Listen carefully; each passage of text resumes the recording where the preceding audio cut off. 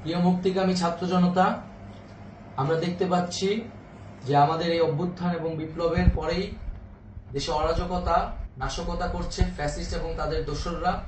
আমরা দেখতে পাচ্ছি যে বিভিন্ন জায়গায় এখন গোলাগুলি চলছে, মন্দিরে হামলা হচ্ছে এবং নাশকতা ও লুটপাট করছে। আমরা মনে করি আমাদের যে ছাত্র নাগরিকদের অভ্যুত্থান তাকে নস্যাৎ করার জন্যই পরিকল্পিতভাবে এই ধরনের ঘটনা ঘটানো হচ্ছে।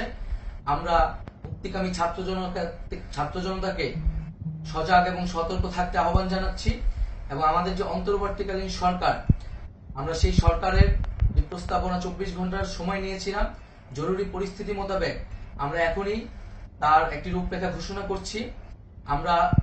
আমরা সিদ্ধান্ত নিয়েছি যে সর্বজন গ্রহণযোগ্য আন্তর্জাতিক খ্যাতিসম্পন্ন নোবেল পুরস্কার বিজয়ী ডক্টর মোহাম্মদ ইউনূসকে প্রধান উপদেষ্টা করে অন্তর্বর্তীকালীন সরকার গঠন করা হবে এবং ডক্টর মোহাম্মদ ইউনূসের সাথেও আমাদের কথা হয়েছে।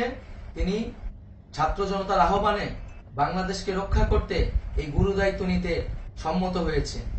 আমরা সকালের মধ্যেই আমরা এই সরকার গঠনের প্রক্রিয়া দেখতে চাই। রাষ্ট্রপতির কাছে আহ্বান থাকবে যে দ্রুত সময়ের মধ্যে ডক্টর মোহাম্মদ ইউনূসকে প্রধান উপদেষ্টা করে অন্তর্বর্তীকালীন সরকার গঠন করা হোক এবং এই অন্তর্বর্তীকালীন সরকারের বাকি সদস্যদের নামও আমরা সকালের মধ্যে ঘোষণা করব।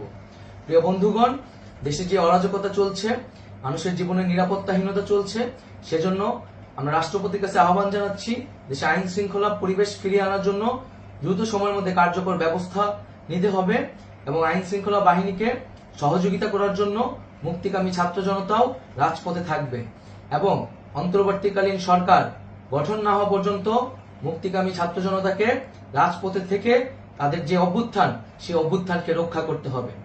প্রিয় বন্ধুগণ, আমরা রক্ত দিয়েছি, শহীদ হয়েছি। আমাদের যে প্রতিশ্রুতি একটি নতুন বাংলাদেশ গঠন করার জন্য, সেটিকে আমাদের অবশ্যই বাস্তবায়ন করতে হবে এবং অবশ্যই ছাত্র জনতার প্রস্তাবিত সরকার বাদে কোনো ধরনের সরকার কিন্তু মেনে নেওয়া হবে না।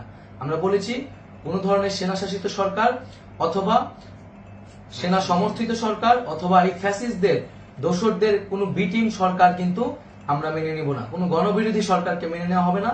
ছাত্র জনতার অভ্যুত্থানকারী যে প্রস্তাবিত সরকার, অন্তর্বর্তীকালীন সরকার, যেটা আমরা সিদ্ধান্ত উপনীত হয়েছি ডক্টর মোহাম্মদ ইউনূসকে প্রধান উপদেষ্টা করে এই সরকার গঠন করা হবে, সেই সরকারকেই বাস্তবায়ন করতে হবে অবিলম্বে। আগামীকাল সকাল থেকে সকলকে আহ্বান জানাচ্ছি রাজপথে থাকার জন্য এবং আমাদের যে সাম্প্রদায়িক সম্প্রীতি এবং রাষ্ট্রীয় সম্পদ রক্ষা কমিটির ঘোষণা হয়েছে বৈষম্যবিরোধী ছাত্র আন্দোলনের নেতৃত্বে, সকল পাড়ায় পাড়ায় এলাকায় এলাকায় সেই কমিটি পাহারায় থাকবে। আমাদের সংখ্যালঘু কমিউনিটিকে আমাদের রক্ষা করতে হবে, রাষ্ট্রীয় সম্পদ এবং এই দেশকে রক্ষা করতে হবে আমাদের।